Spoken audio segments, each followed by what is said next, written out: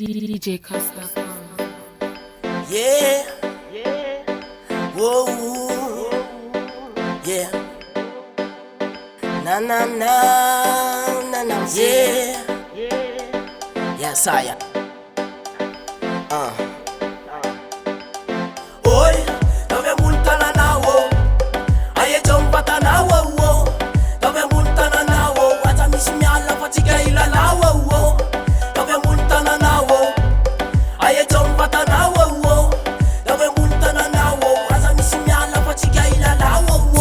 Tisy kama dita ul, miaraka aminay androany mila mola. Tsisy menamena trafa miara midola, pikaro mivery fenoy alcool. Fa eto tsisy miala, fa eto mafana, mandrapatonga ny maripana. Se tsy metsika eo adesy fialana, mandaly ramaka de mainy tanàna. Oi, dove multa na nawo, aye jompa ta nawo wo. Dove multa na nawo, wacha mishimiala pachiga ila lawo wo. Dove multa na nawo, aye jompa ta nawo wo.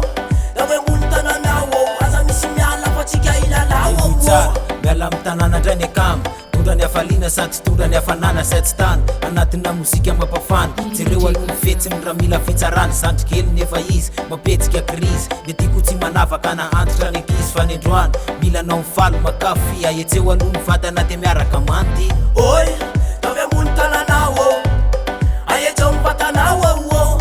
Dove multa na nawo, wacha mishimiala pachiga ila lawo wo. Dove multa na nawo, aye jompa ta nawo wo. Dove multa na nawo, wacha mishimiala pachiga ila lawo wo. Ravarava ny sigara rehefa tonga ny debasy, tsy masaka alcool ndana miala mipa. Ndaoba iaraky ikorana fa ny androany atao mafana, apekaro maripana de ataovy ambony tanana. Malaza ny retimo mareo feo fa tsy manino, pekaro koa ny vera de ataovy tsinitsiny. Sotroy ny binina fa tsisy ny bella, fa tsisy ny taraina fa samy mananainy. Oi, dove multa na nawo, aye jompa ta nawo